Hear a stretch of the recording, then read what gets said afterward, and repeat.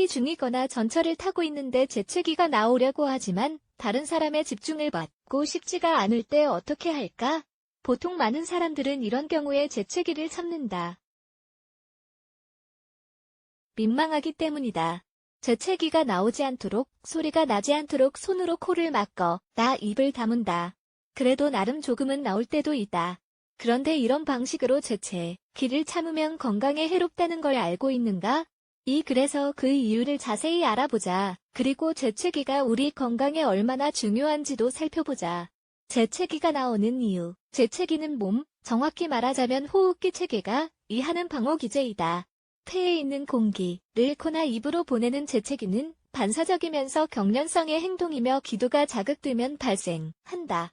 이건 짧은 시간 내에 폐에서 빠르고 강하게 공기를 내보낸다. 복부 근육들이 횡격막을 갑자기 올라오게 하며 폐에 압력을 하여 인두를 여는 것이다. 이런 공기 덩어리가 몸에 빠져나갈 때 빠르게는 1시간당 120km, 75마일의 속도로 나간다. 그리고 평균적으로는 1시간에 65km, 40마일이다. 또한 재채기를 할 때에는 눈을 뜰 수 없다는 것이다. 다음에 재채기를 할 때 이 점을 떠올린다면 무슨 뜻인지 알 것이다. 이건 부비강에서의 압축이 생기면서 눈을 보호하기 위한 반사신경이며 침에 있는 세균들이 점막과 닿는 것을 막아서 감염을 일으키지 않기 위함이다. 우리가 재채기를 하는 이유들은 다음과 같이 많다. 감기와 독감, 점액이 많이 만들어 질 때 특별히 알레르기 반응, 특정 물질에 대해 몸의 자연스러운 반응, 햇빛과의 접촉 재채기의 특이한 점은 대부분 절대로 혼자서 움직이지 않는다는 것이다. 하나가 나오면서 끝나는 게 아니라 몇 번이 더 나올 수 있다는 것이다.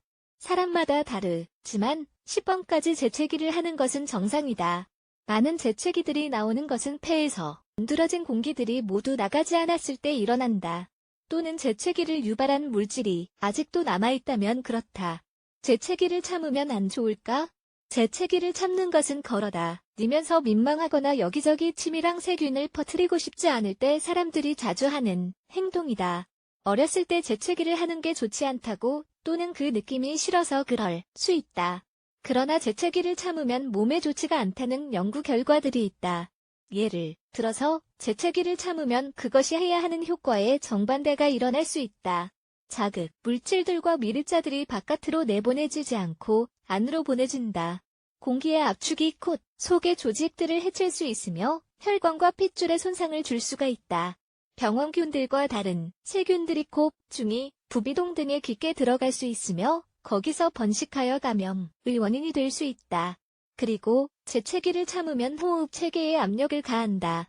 파열, 근정맹이 있을 시에 가장 흔한 회소는 코피, 출현된 고막 또는 눈 문제이다. 이는 콧구멍 깊숙이 그리고 고막에 염증을 일으키고 결국에는 두통, 귀감염 그리고 각 장애까지 이를 수 있는 원인이 된다. 귀가 먹먹하거나 약간의 현기증으로만 여겼을지도 모르지만 이 모든 결과는 재채기를 참으면 일어날 수 있다. 우리가 재채기를 참는 가장 큰 이유 중에 하나는 주변 사람들을 짜증나게 또는 불편하게 하지 않기 위해서이다.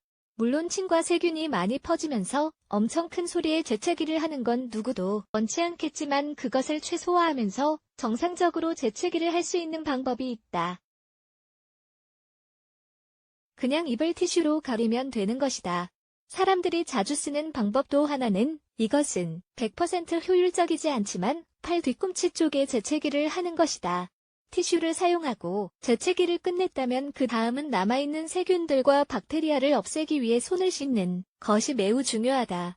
밥 먹기 전에는 특별히 따뜻한 물과 비누를 사용해서 적어도 20초 동안은 손을 씻도록 한다. 그러면 아래와 같은 질병을 최대한으로 예방할 수 있다. 독감, 감기, 기관지염, A형 간염, 전염성의 설사,